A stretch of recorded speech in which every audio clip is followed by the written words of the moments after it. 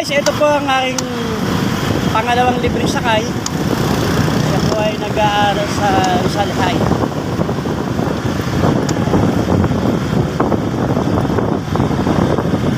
Ayan po siya. Okay, hindi naman po kita yung mukha niyo, ma'am. Hindi naman kayo makikilala kasi yung ng ay mga ibang ano talaga. Ayaw din nila talaga naman. Private nga, ika nga. Para sa kanila na rin kabuhin.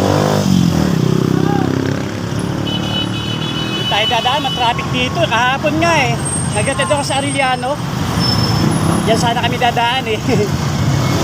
Nakakita ko yung traffic ang haba. Dito hindi gaano.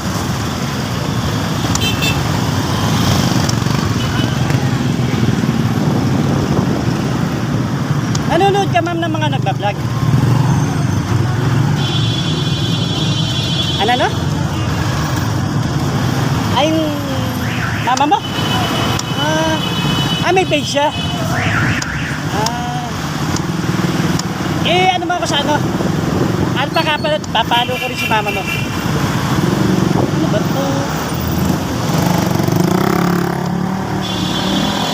Ano pa ka pala yung page ko? Ano pa ka pala? Kasi palit na ako eh. Kaya yun lang naisip ko eh. Madali pa din tandaan, di ba?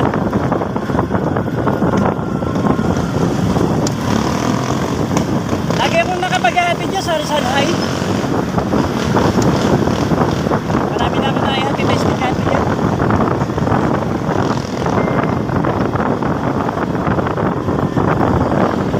Ha?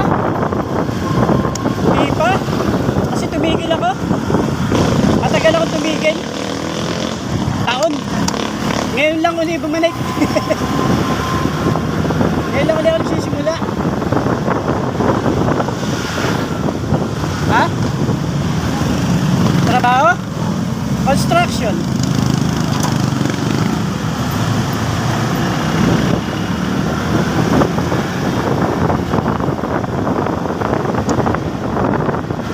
Gusto naman ang inyong pag-aaral.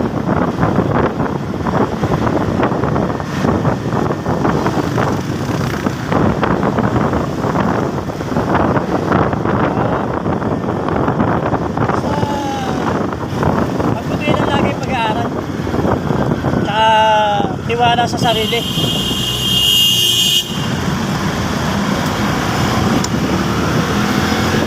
Tiwala sa sarili, nakakayanin lagi. Mag-easy. Ang ganda lagi ng hatid ko sa area dito sa Red Sea. Kasi pag nakapag-hatid ako sa Red Sea, lagi ako nakakakuha rin doon sa lugar na yun. Kahapon, Arellano. Nanakuha ko doon. Ano naman siya nag-aaral. Babae rin.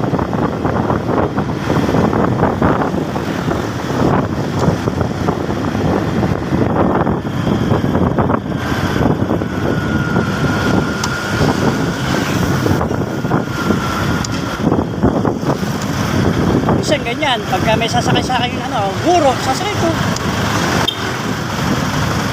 Ha? Ano? Teacher sa wala pa naman. Kung may makakita akong teacher na na nadadaanan. Wala pa akong nakikita akong teacher na Para diwan yata may sakin eh.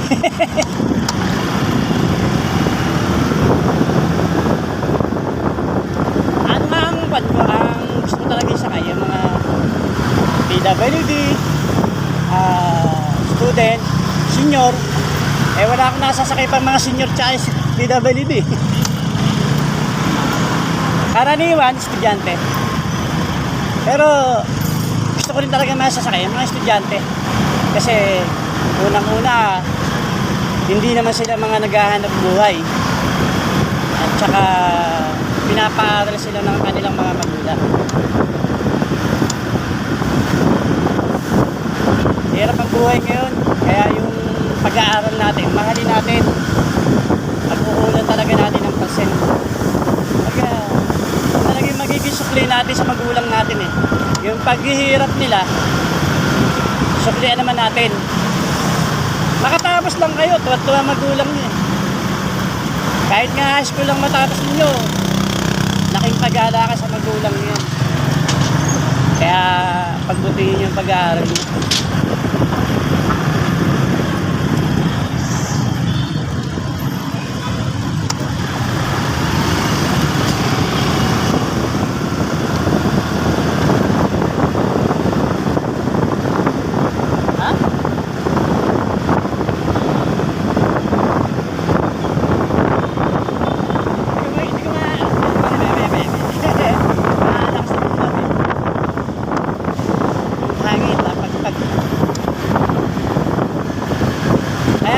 Nakaluwag-luwag, bibili ako ng ano, yung nilalagay sa tenga para pag may inakausap ako, magkaintindihan kami.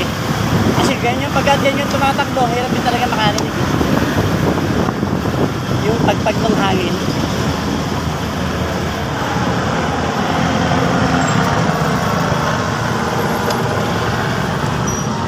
Hindi naman ako pumapasada. Minsan talaga may nag-aalak dyan ng habal. Kanina ka meron. Sabi, namamasada ka? Hindi. Talagang priority kong ano sa inyo, makatulong. Sa katulad yung mga estudyante. Kasi magulang din ako, may nag-aaral din ako. Ano yung tanong mo kanina? Minsan nga, ano yung estudyante, nagbabayad. Sabi ko, hindi ako nagpapabayad. Di ba sinabi ko kanina, libre. Hindi ko tatanggapin niya ka. Papalibre din talaga.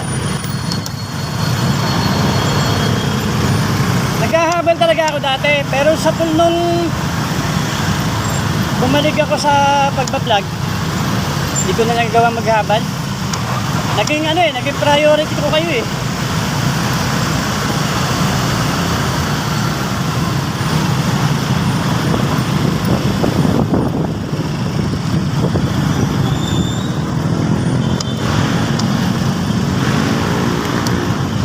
Naging priority ko ang pagmamalasakit sa inyo eh.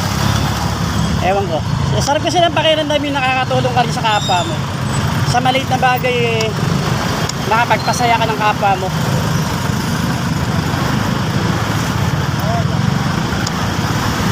Tsaka gusto ko marinig sa inyo yung mga okay lang po. Ayun, ganun. Pag tinanong ko na kumusta ang pag-aaral? Okay lang po. Ayun, masaya. Laging ayun ang mag-gusto marinig. Laging okay. Para, ano, huwag mo sisirain yung sarili mo na hindi ko kaya. Ang hirap. Wag. Dapat laging kaya. Masarap yung may pinag-aralan, di ba? Yun. Yun. Makakakuha ka ng maayos na trabaho pag may pinag-aralan ka. Kaya tamang ano, laging lagay natin sa isip natin na kaya natin yung ginagawa natin sa eskwela. Tsaka tandaan nyo na mga may alam. Ay, dapat trabaho tayo mag-aral tayo mabuti. Suklihan natin yung paghihirap ng magulang natin.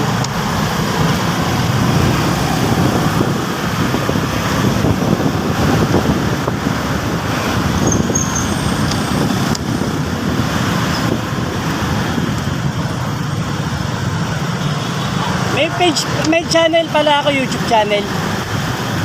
Kung nanonood ka sa YouTube, meron din ako dyan. Kuya Ramil Ulang. Ramil Ulang ang pangalan ko. Ha? Hindi.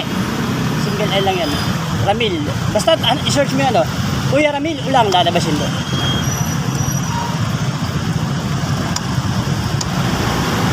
Bago lang yung channel ko na yun, kaya alam ko lang, mga isang buwan pa lang yun.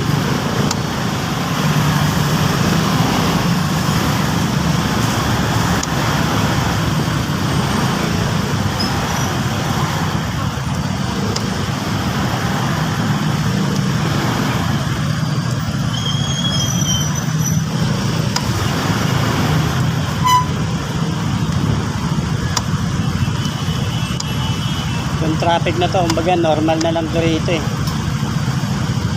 Gawa ng stoplight.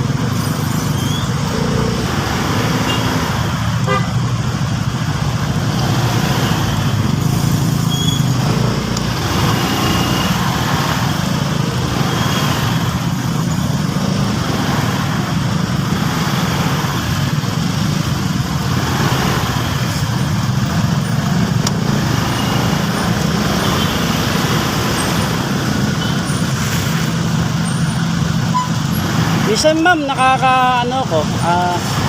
apat na estudyante. Kanina, hinatid ko, dalawa nasa likod ko. Mga naman sila, maliliit, kaya kaya kasya talaga sila. Ano pa lang yun, 7, grade 7. Doon sa Repsi. Kaya, sila.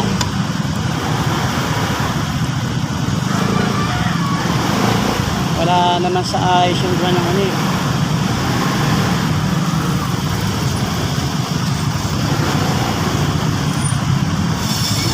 Okay, kasya na. Yan.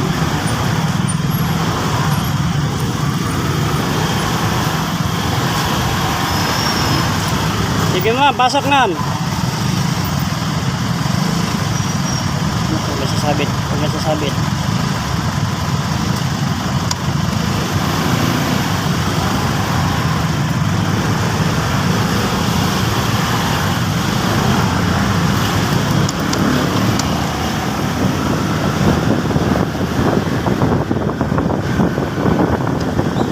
Basta pag may nadaanan ako estudyante,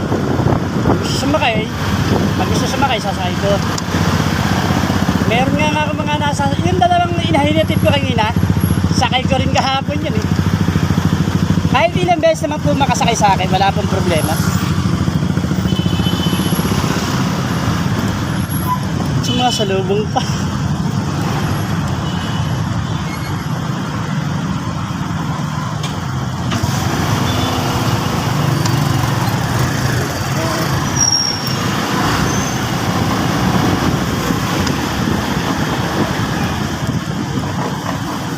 Ang makakanong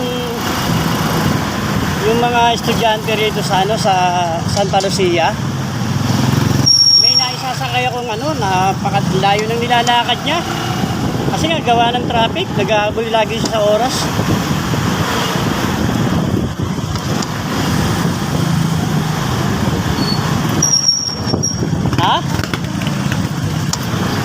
Santa Lucia High School dito sa may Broadway Pasig. Cainta, Cambridge. Ang layo nga nila. Biro mo, Cainta hanggang Pasig nilalakad niya. Pagdating mo ng kanto nung subdivision, layo pa ng nilalakad niya. Kung siguro, kung di ako nagkakamali, 2 kilometro pa yun.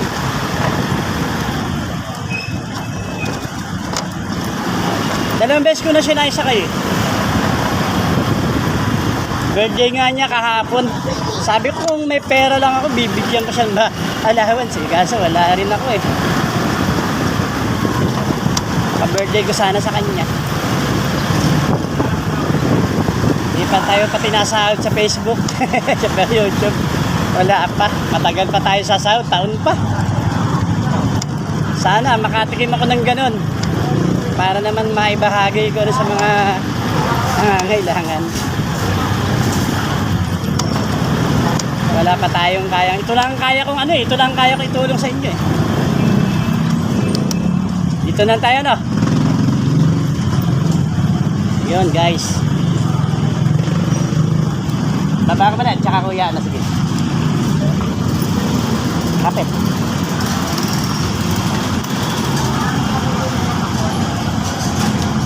Yun. Galingan na lang yung pag-aaral So yun guys, nakapagpahatid na naman tayo dito. Sige, galingan yung pag-aaral. So yun guys, yung pangalawang palibreng sakay ng inyong lingkod. Ngayon, diretso na po tayo sa trabaho. Maraming salamat po sa Panginoon ang paghihingat sa akin, maging sa mga inahatid ng estudyante. Babay na po muna.